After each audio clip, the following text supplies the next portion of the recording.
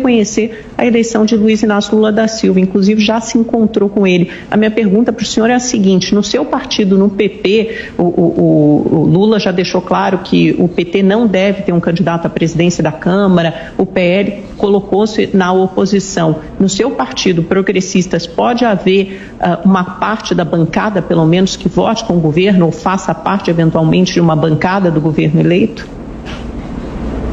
Amanda, bom dia. Eu quero dizer para você o seguinte: não tem nenhum risco e nenhum perigo eu fazer essa afirmação. Eu disse inicialmente que eu sou da área biológica, e na área biológica nós não ficamos com dúvida, nós esclarecemos. Ontem o PL entrou com um pedido de anulação da eleição, exatamente porque houve inconsistências. Eu tenho o relatório das Forças Armadas, e o que diz aqui é que desse relatório das Forças Armadas eles foram impedidos de ter acesso ao código-fonte. Então veja, isso, quando nós temos indícios, Amanda, nós não podemos ficar simplesmente com a satisfação de que alguém chegou, fez uma declaração em que alguém vai para a rua e diz assim: esses são golpistas. O que significa golpe? É importante a gente fazer uma análise fria disso.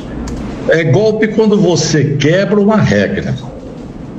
E a Constituição brasileira, desde 1988, ela dá condição de manifestação diante a insatisfação.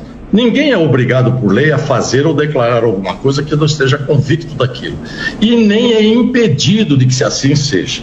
O que a gente percebe é que através da própria Constituição, nós temos inclusive parte da imprensa, desse consórcio de imprensa, cerceada. Então, isso é golpe.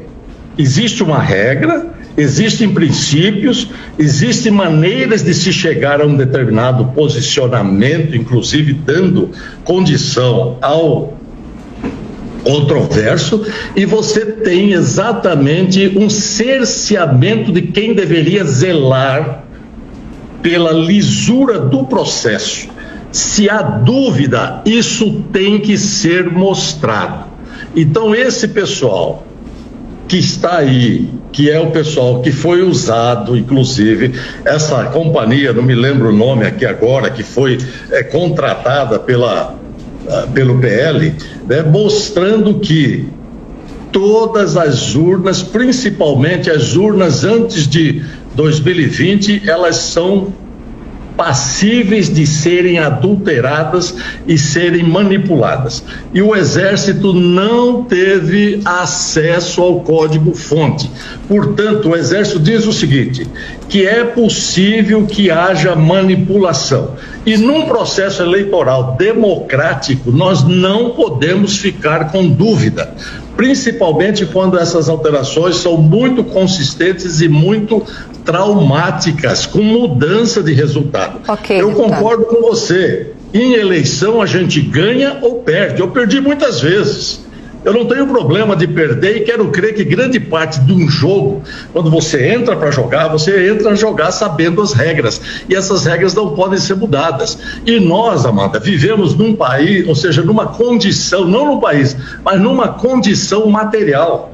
Nós temos que ter a materialização, e a pergunta é: por que esse grupo que está hoje no Supremo Tribunal Federal trabalhou, fez campanha, agrediu a Constituição, contrariou o artigo 95, e que juiz não deve fazer campanha, não deve se envolver em política, e eles foram exatamente para isso, para manter, e derrubaram 3 projetos de lei aprovados, transformados em lei, inclusive um que a presidente Dilma foi, inclusive, vetou e foi derrubado pelo Congresso, e agora a PEC 135, que não passou com a participação. E, na verdade, nós temos evidências claras, indiscutíveis, de que há manipulação. Então, por isso eu volto a afirmar sem nenhum medo.